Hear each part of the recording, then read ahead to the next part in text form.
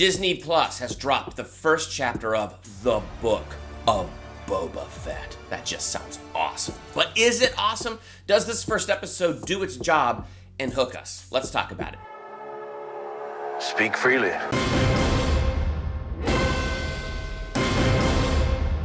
Welcome to Durbania. I'm Durbin, and this is my spoiler talk review for Chapter 1 of The Book of Boba Fett. So that is the question. Is it good, and does it do its job and hook us into Season 1? Well, I guess I don't know about you, and I'd love to have that discussion with you in the comments. Did it hook you? Are you excited? Are you excited to see where this is going to go? For me, the answer is yeah. I thought it was a great first episode. There were a lot of things that I really liked about it, enjoyed about it, and overall for me, it did its job. Now, here's my plan for these reviews. I'm going to review this first episode, spoiler talk it, all of that stuff, but I'm going to wait until we get the rest of the season, then I'll do a full season review, analysis, all of that fun stuff, and I'm looking forward to getting into that with you, and I'm going to reserve my grade until we get to the last episode and we have the complete story of the first season of The Book of Boba Fett. If you had spoken such insolence to Jabba, he'd have fed you to his menagerie. One of the things that I really liked about this, the musical score and the episode was just awesome. I feel like it really set the tone, it really set the atmosphere, and it does separate it enough from The Mandalorian while having enough of the same sound and kind of overall the same look to make it part of The Mandalorian and part of the Star Wars series universe. Now, one of the things that I really liked about this, and it kind of made me like the character of Boba Fett even more. Now, let me be honest.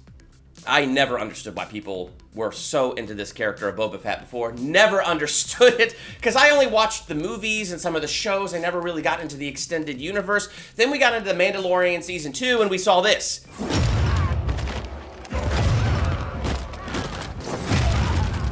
This dude is John Wick in space. You just give him a pencil and you'll see what he can do with that. That is freaking awesome.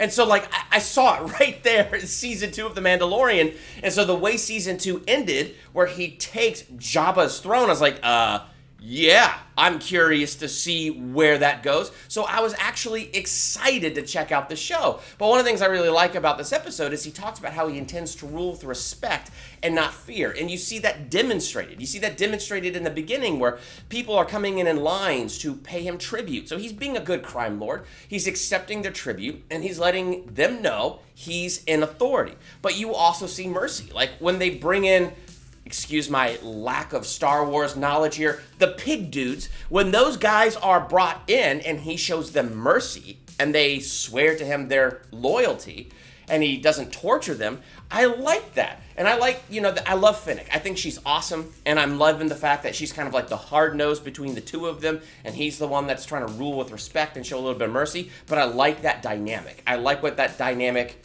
is here and now, and I can't wait to see what that dynamic is going to grow into. Surely there's going to be some conflict, but I think these two really work well together, and I'm looking forward to that. But I love that dynamic, and I love the fact that he showed them mercy. Now, what's kind of interesting, and I'm curious to see where this is going to go, where you got that one dude who showed up in place of the mayor, and not only did he not pay Boba Fett tribute, but he asked for tribute from Boba Fett. No!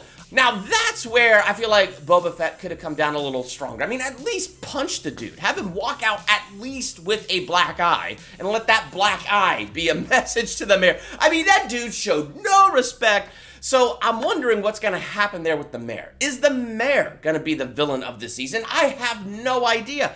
Either way, it seems that there's going to be some conflict and trouble coming from this mayor, and I thought, well, that's kind of an interesting scene, and that's kind of an interesting setup there. And Boba Fett's like, you keep an eye on that one. And Finnick's like, I keep an eye on everyone. One of the other things that I like is these flashbacks, because one of the things this episode did really good is how it brought me in right from the get-go.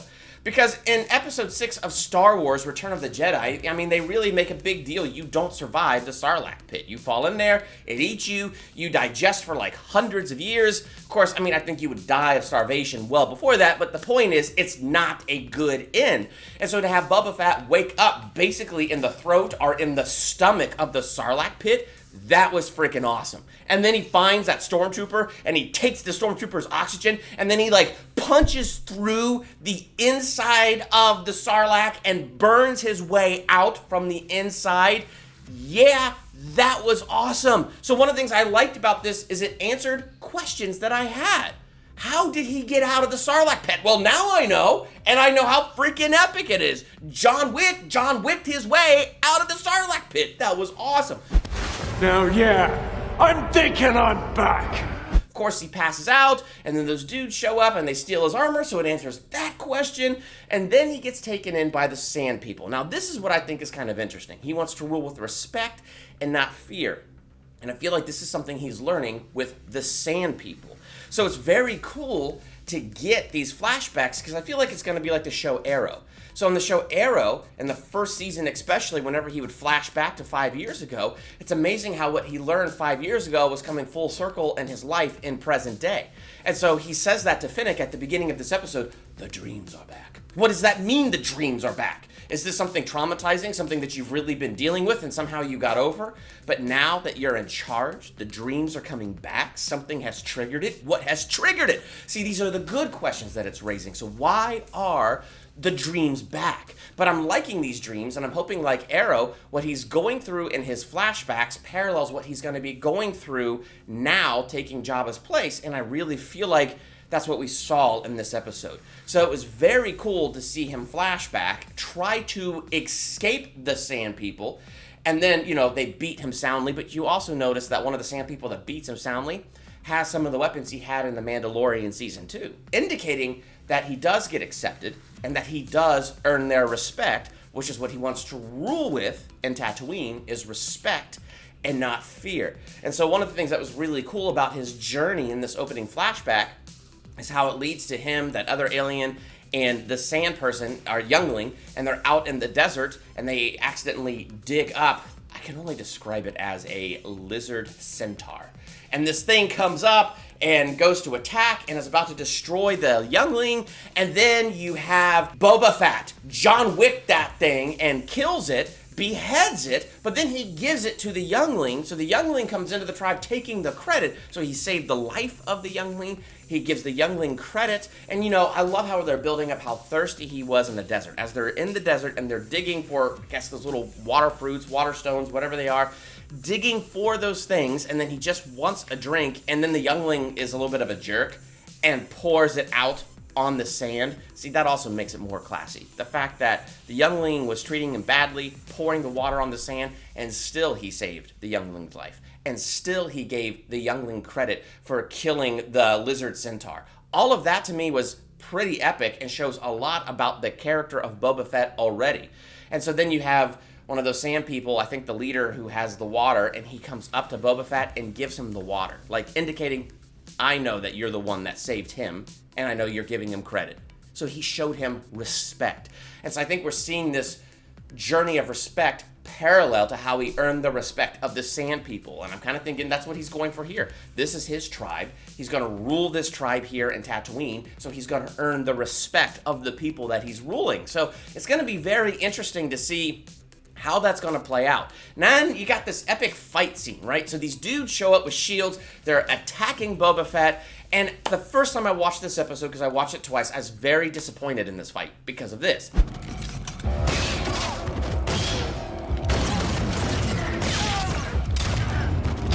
I mean, watching that in The Mandalorian Season 2, I was just kind of expecting, like, punch through the shield, beat the living tar out of these guys. And, it was a good fight. But he also got beat and had to be taken back and healed in, his healing tube. And so I was like, oh, I guess I expected more out of that. But then the second time I watched it, I was like, well, they did surround him. They did surprise him. And then they surrounded him with those shields that are basically impenetrable. So, okay, I get it. It's a surprise attack. It's hard to beat these dudes with the shields. Plus, how awesome was it to see Finnick chasing those two dudes across the roof.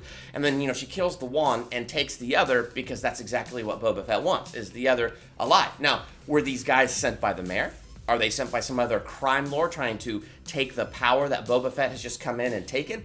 So there's a lot of things that I now wonder, and I can't wait to see what they learn in the interrogation. So like I said, I think this episode answered some questions that needed to be answered, and it raised the right questions so that you want to see what's going to happen next. So I think this is fantastic. I think these are the sequels to the original trilogy that we've been waiting for, The Mandalorian, The Book of Boba Fett. So I'm looking forward to all the stuff that is coming down the line here from Disney Plus with these Star Wars shows, and I'm looking forward to seeing where we go with this first season. Now, do you agree? Do you disagree? Are you looking forward to seeing where we go with this first season of the Book of Boba Fett? Let's talk about that in the comments. And while you're there, hit the subscribe button to become a Durbanian.